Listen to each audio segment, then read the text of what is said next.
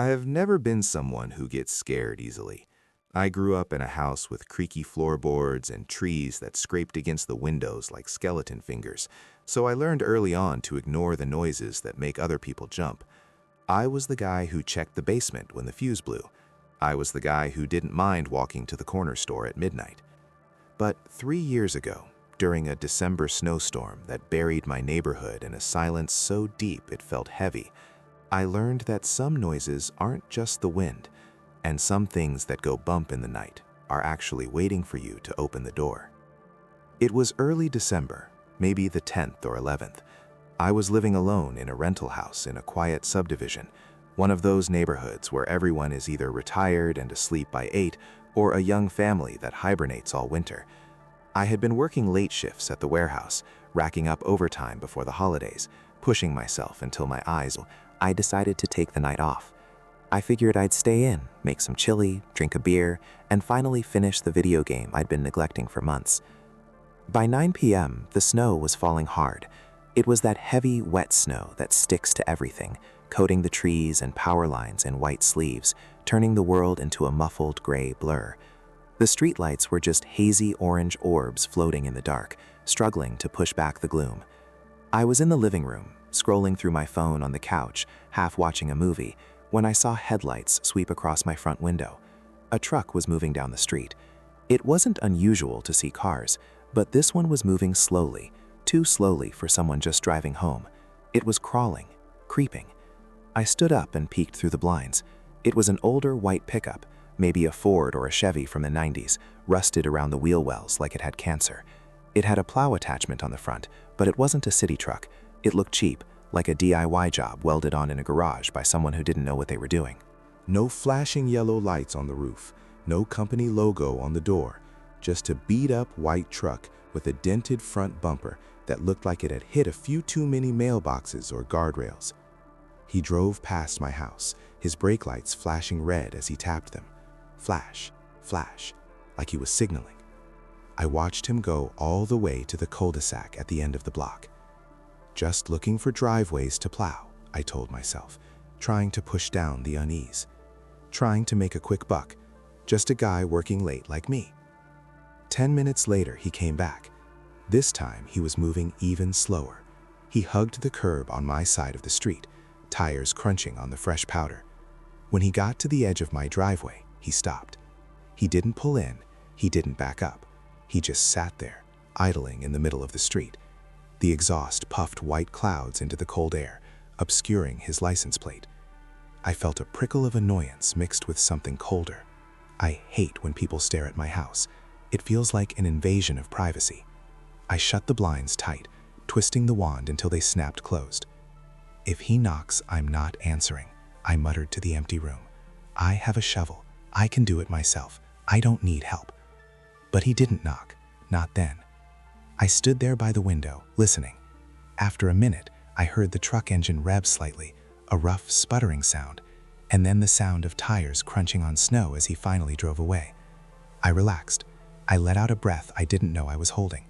I went to the kitchen, ate my dinner, washed the bowl, and tried to settle into the quiet evening I had planned. 20 minutes later, the knocking started. It wasn't a pound. It wasn't the aggressive, urgent hammering of a police officer or a neighbor in trouble. It was soft. Rap, rap, rap. 3 gentle taps on the front door. Polite, almost hesitant, barely audible over the wind howling around the eaves. I froze. My fork stopped halfway to my mouth. My house was set back from the road, and with the storm raging, I barely heard it. I walked to the front hallway, flipping on the porch light as I went. I looked through the peephole. Nothing. Just swirling snow and the empty darkness of my front porch. The welcome mat was covered in a thin layer of white. "Hello?" I called out through the door. My voice sounded loud in the quiet house. No answer. I waited a few seconds, then unlocked the deadbolt, clack, and opened the door a crack, keeping my foot wedged against it just in case. There was no one there. The driveway was empty. The street was empty. No white truck, No footprints on the porch steps that I could see in the swirling snow. Weird, I whispered. I closed the door and locked it again, throwing the deadbolt hard. Maybe it was the wind rattling the screen door. Maybe it was some neighborhood kid playing ding-dong ditch in a blizzard, though that seemed unlikely given the weather. I went back to the kitchen.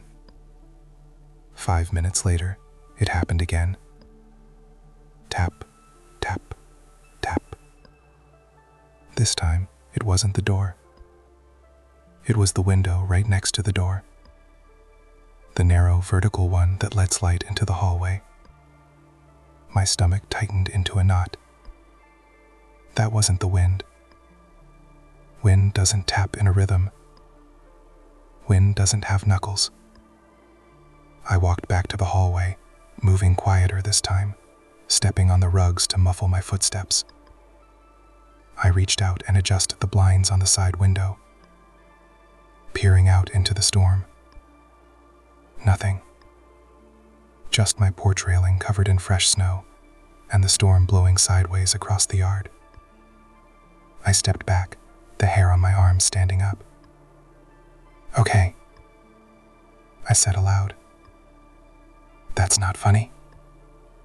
Whoever you are, get lost." I went back to the kitchen and started doing the dishes, trying to drown out the silence with the sound of running water. My mind started doing that thing it does, running through worst-case scenarios. Is it a serial killer? Is it a prank? Is he a drunk guy who thinks this is his house? Is he watching me right now? Then came the third knock. This one made me drop a spoon into the sink with a loud clatter. Thump, thump, thump. It came from the back door. The sliding glass door in the dining area, 15 feet away from where I was standing. I shut off the faucet instantly. The house went dead silent. The only sound was the refrigerator humming and the wind buffeting the siding. I grabbed the biggest knife I owned, a chef's knife with an 8-inch blade, from the drying rack. My hand was shaking slightly, the steel feeling cold and heavy. I walked slowly toward the dining room, staying low, keeping away from the windows. I didn't want to present a target. The back door had heavy curtains, so I couldn't see out. I stood next to the frame, listening. I held my breath. Nothing. I reached out and pulled the curtain back in one swift motion, knife raised, ready to strike. Glass, snow, darkness. No face pressed against the window. No dark figure standing on the patio. But then I looked down. The patio light washed over the concrete slab outside. There was fresh snow on it, maybe an inch that had fallen in the last hour. And in that snow, there were footprints. Heavy boot prints, large, deep. They started at the edge of the patio and walked straight up to the glass. And they stopped. There were no footprints leading away. There was no trail going back to the yard, no tracks circling around to the side. Just a single set of tracks walking up to my door and ending right at the threshold. That meant he hadn't left. That meant he was standing on the concrete, pressed against the siding of the house, just out of my line of sight. Pressed against the wall, waiting for me to open the door. "I see you," I shouted at the glass. "I have a weapon. I'm calling the police. Get off my property." My voice cracked. I sounded terrified, not tough. I sounded like prey. I didn't wait for an answer. I yanked the curtain shut, blocking the view of the terrifying empty footprints. I went around the ground floor, turning off every light I could find. I wanted to see out without being seen. I checked the deadbolts on the front door, the back door, and the side door, all locked. I checked the windows, locked. Minutes passed. They felt like hours. Every creak of the house settling sounded like a footstep. Then, another knock. Tap, tap, tap. The side window in the dining room, the one facing the neighbor's fence. Same rhythm, same gentle force. He was circling the house. He was testing every opening. He was looking for a weakness. I felt a cold sweat breaking out on my forehead. This wasn't a prank. Pranks get boring after 10 minutes. This was hunting. This was patience. I crept to the dining room window and peered through the slat of the blinds. For a split second, I saw movement. Just the corner of a dark coat whipping around the edge of the house, disappearing into the shadows of the backyard. "He's there," I whispered to myself, the reality finally sinking in. "He's actually there. He's not leaving." I wanted to call the police right then. My thumb hovered over the call button, but a stupid, stubborn part of my brain stopped me. What if it's nothing? What if it's the neighbor looking for his dog? You're going to call the cops because of snow and noises. They'll think you're crazy. So I didn't call. I waited. I sat in the dark kitchen for an hour, holding the knife, watching the snow pile up against the glass. No more knocks. No truck engine. No movement. Eventually, the adrenaline started to fade, replaced by a heavy, leaden exhaustion. It was close to midnight. The storm was raging harder now, wind howling around the eaves, rattling the gutters. "He's gone," I told myself. "He got bored. He realized I'm home and awake. He left." I decided to go downstairs. My basement was my sanctuary. I had just finished remodeling it. New carpet, big TV, my gaming PC set up in the corner with LED lights. It was cozy. It was soundproof. And most importantly, it felt safer than being surrounded by windows on the ground floor. It felt like a bunker. There was a sliding glass door down there that opened out to the lower patio, but I had put a security bar in the track. It was secure. I went down, bringing the knife with me just in case. I sat at my desk, put on my headset, and booted up a game. I needed to zone out. I needed to forget about the footprints and the white truck. I played for about an hour. The game was loud, immersive. I let myself get lost in the pixels and the objectives. Then, around 1 a.m., the feeling hit me. You know that feeling? The sudden, primal awareness that you are not alone. The hair on the back of your neck standing up like static electricity. A cold shiver that starts at the base of your spine. An intense urge to turn around. I paused the game. I took off my headset. Silence in the basement. Just the hum of the computer fans and the furnace kicking on. I spun my chair around slowly. My monitor was glossy, reflecting the room behind me like a black mirror. And in the reflection of the screen, I saw it. A silhouette, standing outside the sliding glass door, right behind me. My stomach dropped so hard I felt physically nauseous. I whipped around in my chair to look at the door directly. For a split second, the motion sensor light outside flickered on, illuminating the figure in a harsh white glare. It was a man. He was wearing a heavy, bulky coat that looked too big for him, a dark color, maybe navy or black, and he had a hood pulled tight over his head so I couldn't see his face. Just darkness where I should be. Just a void. He was standing perfectly still, staring at me through the glass. Then, before my eyes could fully adjust, before I could even scream, he stepped to the side, out of the light, vanishing back into the shadow of the house. I didn't hesitate this time. I grabbed my phone from the desk and dialed 911. My fingers are fumbling, slipping on the screen. 911, what is your emergency? There's a man trying to break into my house, I whispered, my voice trembling so bad I could barely speak. He's in the backyard. He was looking in my window. He's been stalking me all night. Okay, sir, what is your address? I gave it to her, rattling it off as fast as I could. Please hurry. He's right outside. Is he inside the house? She asked. No, he's outside, but he's been circling for hours. He... Screech! The sound cut me off. It came from upstairs. It was the sound of metal scraping against metal. Loud, violent, grinding. It was the front door lock. He's at the front door, I hissed into the phone. He's trying to pick it, or drill it. He's coming in. Get somewhere safe, the dispatcher said, her voice urgent now. Lock yourself in a room. Officers are on the way. Creak.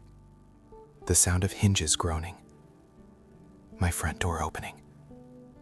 The wind from the storm rushed into the house upstairs. I could hear the sudden whoosh of air and the slam of the door hitting the wall. He was in. He hadn't picked the lock. He had forced it. Or he had a key. Or he just broke it. Then came the sound that haunts me to this day. Laughter. A low, guttural laugh that started in his chest and escalated into a scream. Not a scream of fear, a scream of pure, unhinged rage.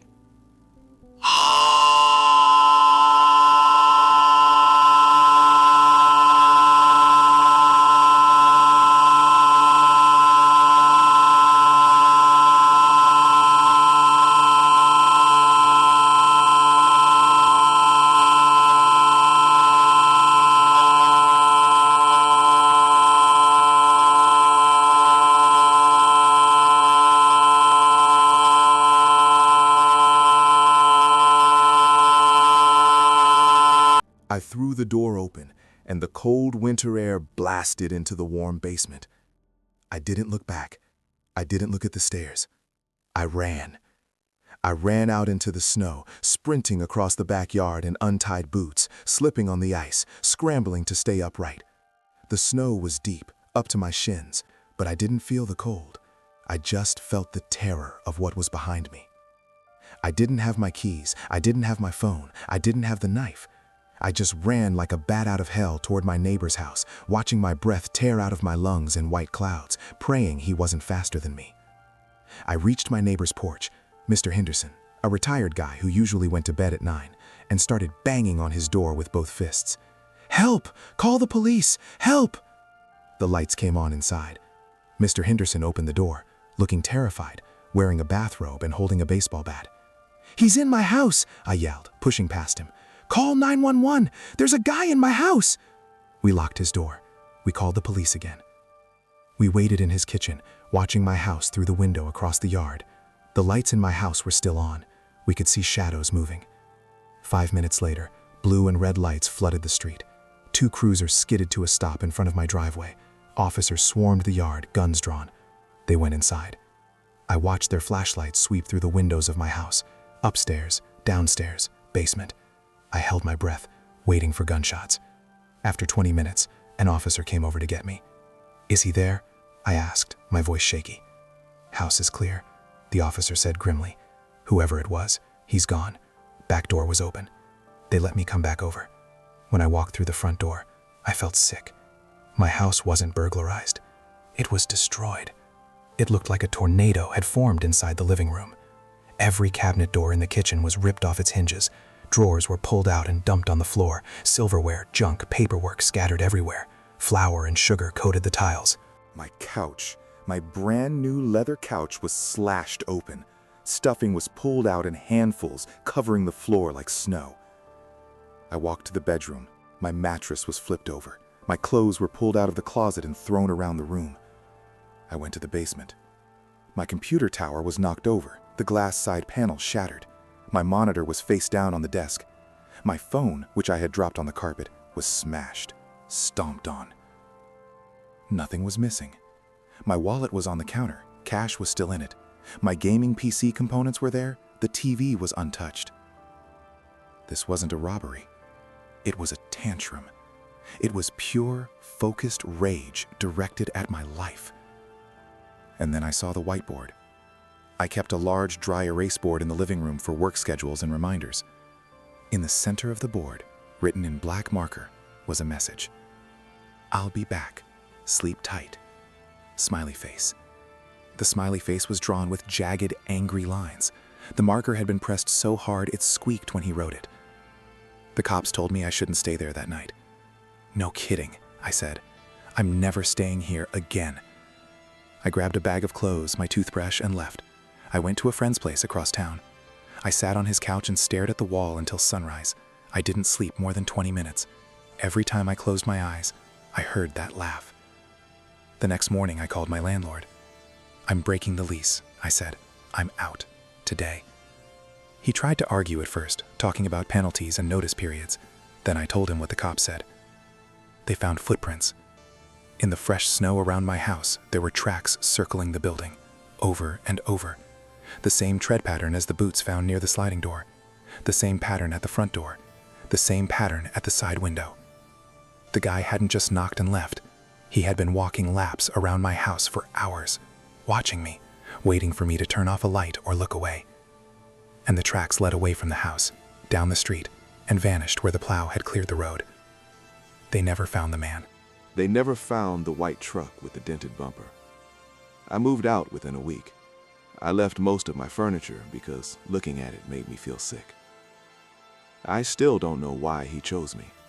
I don't know if it was random. I don't know if he followed me home from work. But the thing that messes with me the most isn't the knocking. It isn't the destruction. It's the timing. He knew when I was in the kitchen. He knew when I went to the basement. He knew exactly when to open the front door to trap me downstairs. He had been watching long enough to learn the layout of my life in a single night. I haven't lived alone since, and every time it snows, I close the blinds. Because I know that sometimes the footprints stop at the door, and sometimes the door opens. And sometimes, when the wind howls just right, I can still hear that laughter echoing down the basement stairs. I live in an apartment building now, top floor, secure entry, cameras in the hallways. I like the noise of neighbors. I like hearing footsteps in the hall that belong to people I know. But I never bought another whiteboard. And I never bought another white truck.